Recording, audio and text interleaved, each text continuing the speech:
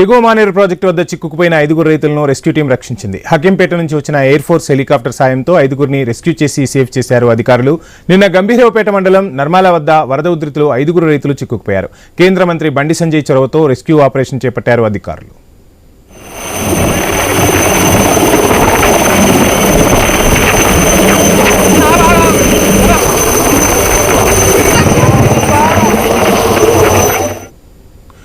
ఎగువ మానేరు ప్రాజెక్టు వద్ద చిక్కుకుపోయిన 5 రైతులను రెస్క్యూ టీం రక్షించింది. హకీంపేట నుంచి వచ్చిన ఎయిర్ ఫోర్స్ హెలికాప్టర్ సాయంతో 5 రెస్క్యూ చేసి సేవ్ చేశారు అధికారులు.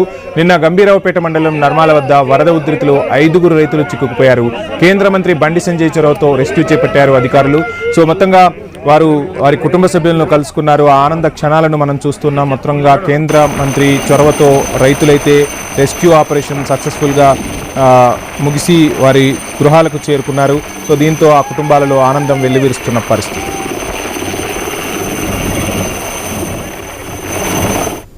పొద్దున 7 గంటల ప్రాంతంలో పశువుల ఒట్టు మేతకు వెళ్లడం జరిగింది.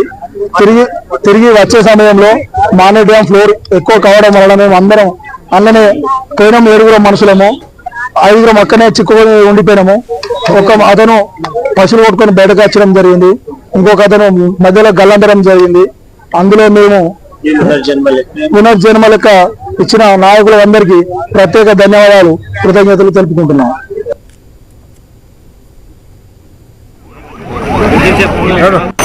ఇక ఈ రెస్క్యూ ఆపరేషన్ కు సంబంధించిన ఫుల్ డీటెయిల్స్ మా ప్రతినిధి ప్రశాంత్ అందిస్తారు. ప్రశాంత్.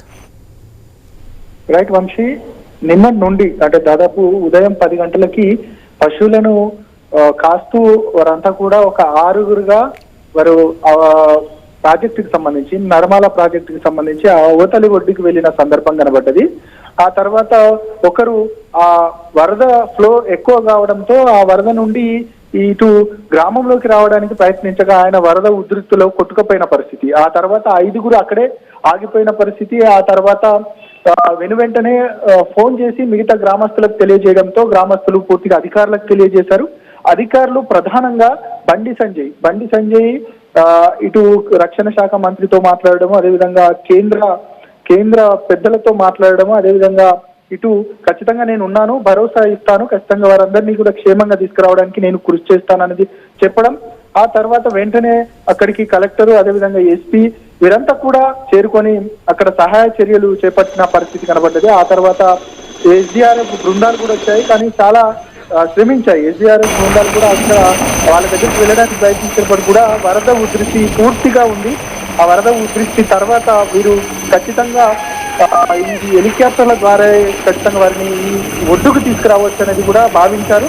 ఆ తర్వాత ప్రభుత్వ విపైన ఆది శ్రీనివాస్ కూడా మంత్రులతో మాట్లాడారు. మంత్రులు కూడా విదేశాంగ మంత్రి, రక్షణ శాఖ మంత్రికి సంబంధించిన రక్షణ శాఖ మంత్రితో మాట్లాడిన సందర్భం వెంటనే హెలికాప్టర్లను కూడా హకీంపేట నుండి రెస్క్యూ టీము వచ్చి హెలికాప్టర్ల ద్వారా వారిని గత కొద్దిసేపటి క్రితమే వారిని సురక్షిత ప్రాంతానికి ఒడ్డుకు చేర్చిన పరిస్థితి కనబడ్డది. వారందరూ కూడా ఒడ్డుకు చేరుకొని వారి యొక్క తల్లిదండ్రులను, అదేవిధంగా భార్య పిల్లల్ని కలుసుకున్న ఆనంద క్షణాలు మనం చూస్తా ఉన్నాం. వారంతా కూడా చాలా హ్యాపీగా ఫీల్ అవుతున్నారు.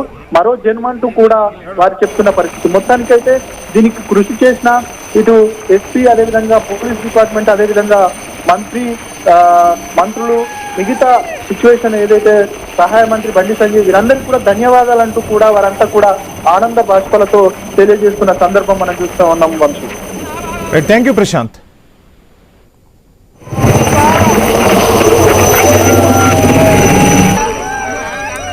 విస్తృతంగా కురిసిన వర్షాలకు రాజన్న సిరిసిల్ల జిల్లా గంభీరావుపేట మండలం నర్మాల ఎగువ మానేరు మత్తడి దూకింది. పశువులను మేపడానికి వెళ్లిన నర్మాల గ్రామానికి చెందిన 5 రైతులు చిక్కుకుపోయారు.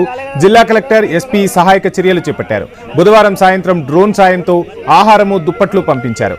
రాత్రంతా వర్షంలోనే తడుస్తూ రైతులు అక్కడే ఉండిపోయారు. దీంతో వారిని రక్షించేందుకు ఆర్మీ హెలికాప్టర్లు కావాలని కేంద్ర మంత్రి బండి సంజయ్ కోరడంతో రెస్క్యూ స్పీడ్ అందుకుంది. రక్షణ శాఖ చాపర్లను పంపించింది. ఈ మధ్యాహ్నం 5 రైతులను రెస్క్యూ టీం సురక్షితంగా కాపాడింది.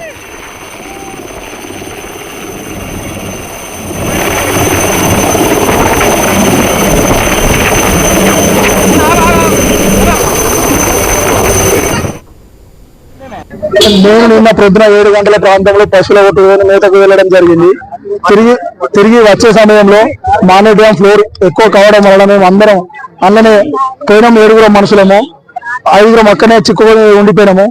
ఒక అతను పశువులు కొట్టుకొని బయటకు వచ్చడం జరిగింది, ఇంకొక అతను మధ్యలో గల్లంతరం జరిగింది. అందులో మేము పునర్జన్మ లెక్క ఇచ్చిన నాయకులందరికీ ప్రత్యేక ధన్యవాదాలు, కృతజ్ఞతలు తెలుపుకుంటున్నాం.